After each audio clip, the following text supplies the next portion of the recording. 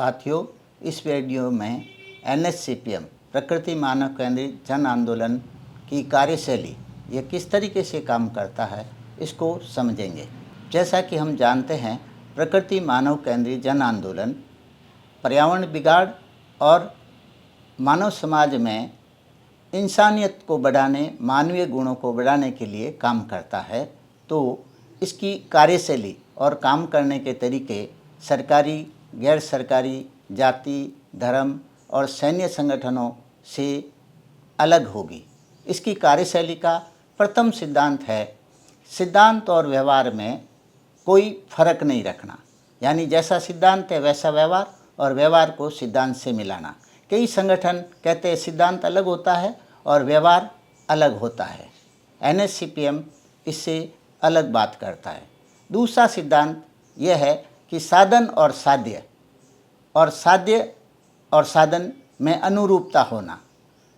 कई लोग कहते हैं कि आपका जब लक्ष्य ठीक है, साध्य का मतलब आपकी मंजिल ठीक है, तो उसको प्राप्त करने के लिए फाउल तरीके, अनैतिक तरीके इस्तेमाल किए जा सकते हैं।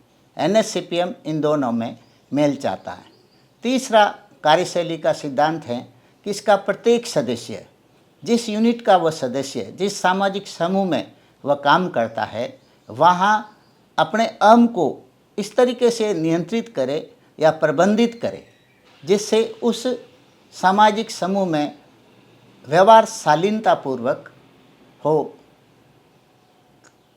चौथा सिद्धांत, हर सदस्य हर परिस्थिति में न्याय संगत रहे। न्याय संगत का मतलब क्या है कि यदि कोई सदस्य जिस समूह में है, वहाँ कोई सामने अगर आपका पुत्र, पुत्री, रिश्तेदार या अपने से समूह से संबंधित कोई व्यक्ति है, उसके द्वारा अगर किसी का पीड़ित या अन्याय हो जाए तो उस परिस्थिति में आप पीड़ित पक्ष में खड़े रहें। ऐसा नहीं है कि आप वहाँ न्याय संगत नहीं रहे हैं, अपने समूह और रिश्ते के इंटरेस्ट या उसके हिसाब से अपनी राय दें।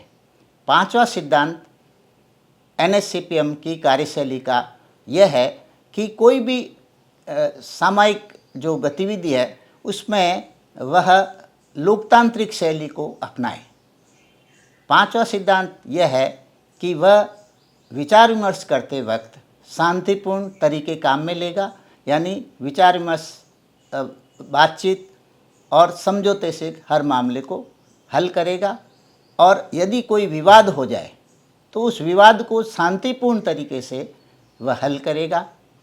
अगला जो सिद्धांत है एनएससीपीएम की कार्यशैली का कि वह अपने अहम को और जो तरीके हैं उनको वह इस तरीके से नियंत्रित करेगा। यानी उस संगठन की कोई भी इकाई का चुनाव अगर करना है तो वह नियमित रूप से करेगा। यानी हर साल उसका इलेक्शन होगा और एक ही पद पर एक ही व्यक्ति लगातार नहीं रहेगा, और विचार विमर्श में पूर्ण स्वतंत्रता रहेगी। यानी कोई अध्यक्ष होने के नाते या और किसी प्रभाव के कारण किसी विषय पर विचार विमर्श को रोक नहीं सकता। यानी इसकी कार्यशैली में स्वतंत्र विचारधारा और बहस पर कोई प्रतिबंध नहीं होगा।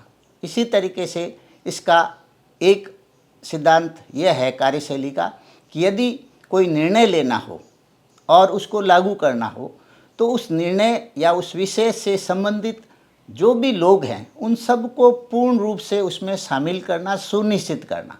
ये नहीं कर सकते कि वो औपचारिक तौर पर, फॉर्मेलिटी के तौर पर सूचना दे दी और ये कह दे कि मैंने तो सबको इन्वॉल्व कर दिया, सूचना दे दी, वो नहीं आए तो क्या हुआ। यानी कोई भी निर्णय लेने में उनको शामिल करना, पक्के तौर पर वो कार्यशैली इस तरीके से होती कि वो शामिल हो।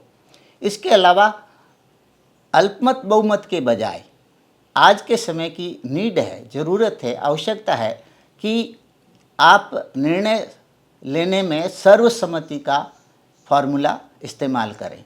आज के समय में ये हो रहा है कि चूंकि किसी की संख्या कम है और किसी की संख्या ज़्यादा है तो बहुमत का निर्णय कम संख्या वालों पर आप थोप दो, ऐसा नहीं होना चाहिए। यानी सर्वसम्मति के मतलब यह है कि वह इस तरीके से सहमत हो जाए कि अगर उसको बात समझ में नहीं आए लेकिन वो विरोधी नहीं बने। तो इस तरीके से NSCPM की जो कार्यशैली है वो चल रहे संगठनों से बिल्कुल डिफरेंट है।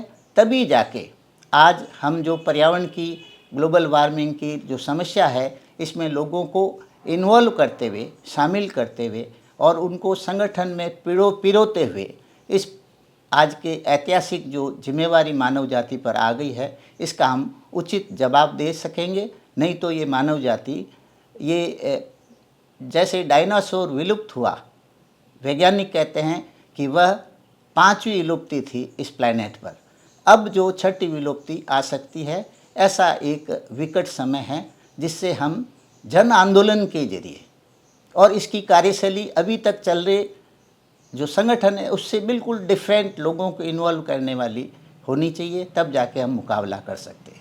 इसके अलावा एक और संगठनात्मक स्थिति प्रकृति मानव केंद्रित जन आंदोलन यानी NSCPM की यह है कि जैसे कोई भी संगठन की इकाइयाँ जो बनती है, संगठनात्मक इदारे जो बनते हैं, जो निकाय बनते हैं, वह जैसे होता है कि वार्ड के लोग वार्ड कमेटी, गांव, शहर, जिला, प्रांत, उसी तरीके से देश स्तर का कोई संगठन बनता है।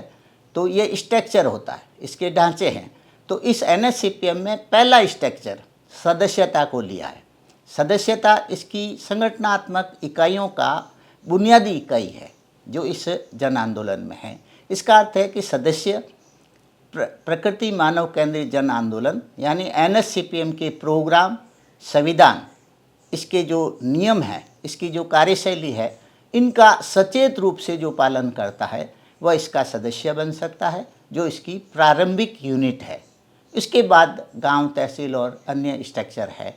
ये इसमें एक संगठनात्मक अलग तरह का एक कार्यशैली है, संगठनात्मक तौर पर अलग तरीके के काम करने का तरीका है। साथियों, इसके बाद इसकी जो भी ओवरव्यू है, अभी तक इसने क्या काम किया है, उसका थोड़ा सा वर्णन देंगे अगले वीडियो में। धन्यवाद।